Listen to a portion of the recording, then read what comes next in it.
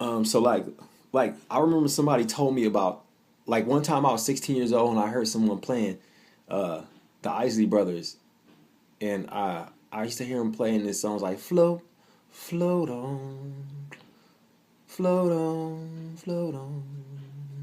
And I used to hear these songs. This dude used to play all these oldies in his car, and I asked him one day. I was like, "What you playing?"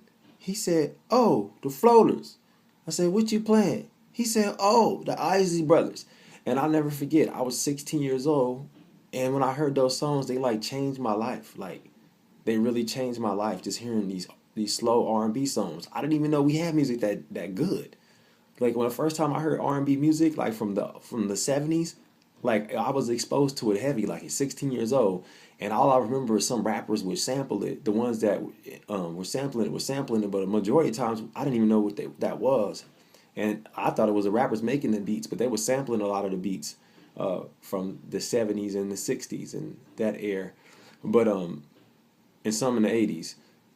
But music, being exposed is so important. Like sharing music with the youth. When I was working at the music store in Hollywood, I remember um, uh, this older dude. He told me about this. He gave me a CD with Donny Hathaway on it, and it was like all Donny Hathaway, the greatest hits. He just told me about it. He was like, "Boy, you don't know nothing about no Donny."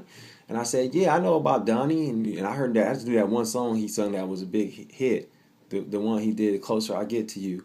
Um, but however, though, like people that put you up on music, that's a blessing because I'm grateful for that. The people that put me up on music, because it's a lot of people that I didn't know about as an artist. I didn't even know that these people existed. So when I meet the older generation and they say, "Look, youngster, listen to this," or "Check out this album right here," then they basically telling me that this is what I should be listening to, and they inform me this is what's is fly right now, and this is what you should be playing. This is what's good.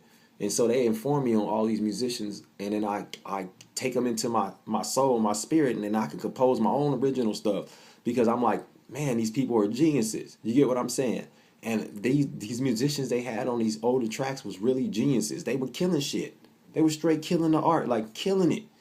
Um, so I think sharing music with the newer generation is important. Like the older you are, the more responsibility I think you have to share the older generation music. It's very important, and you can share the records or anything else you have. Share. I think it should be shared with the youth because a lot of times the youth don't even know about the good records. All the good records I heard about, I either found them on Pandora, or I actually had some the older generation teach me. Like the older generation was like, okay, cool. Well, this is what it is. You could play this record because this is that, and this did this.